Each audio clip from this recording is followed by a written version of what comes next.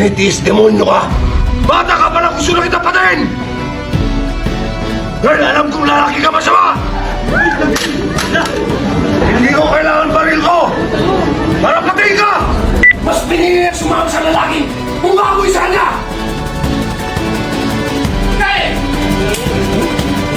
Kapag binoto niyo itong demonyo ito at nanalo na ito po sa pwesto,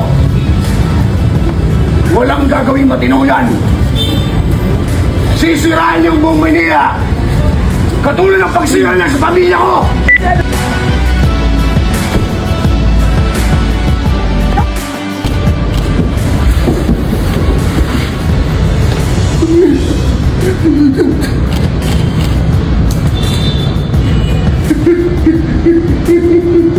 Si Marites na at si Tanggol ang pwede kumahuli ko. Wala silang karapatan para pakialaman ang anak ko! Anak ko na si David!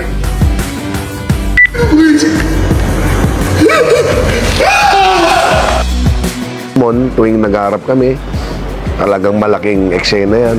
Lalo na pag nag-aarap kami ni Tanggol, yung mga gulpihan namin ni Tanggol, ginugulpi niya ako, ginugulpi ko siya. Sa rigor, patay siya. Nilagay ko sa dining table namin. Pambihirang eksena yun. Kung maalala niyo yun, si David. Ang dami kong eksena dito sa Batang Quiapo na hindi ko nagawa sa ibang.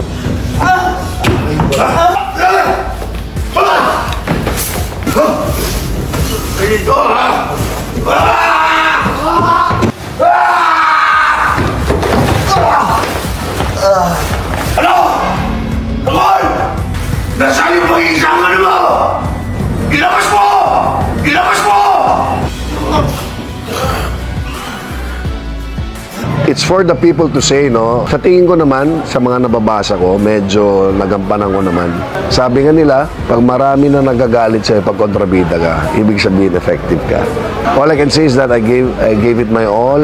I think I did my best. Yun lang naman importante sa akin. Sa aming mga artista, as long as you give your all, grabe, as in talagang, dito ko na-experience na isang tono lang kayo talaga.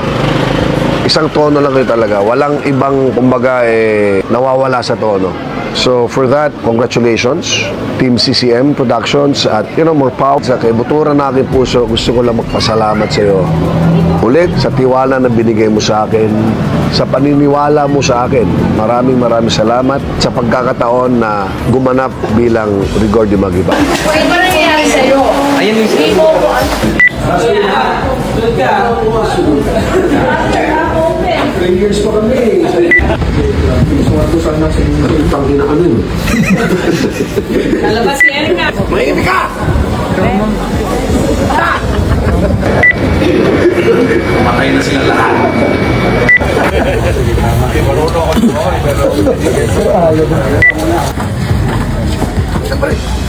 Cut po, cut! Sila, Sergeant, ito na. Palapit pa ba? Gusto